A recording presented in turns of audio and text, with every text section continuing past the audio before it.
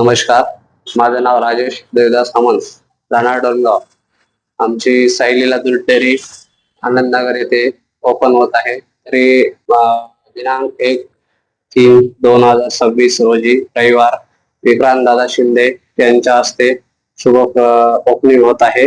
तरी आनंदनगर येथे शॉप श्याम सुंदर Shinde shop S5 Anandnagar road open होत आहे. तरी सर्वांनी येऊन सहकार्य करावे हीच विनंती.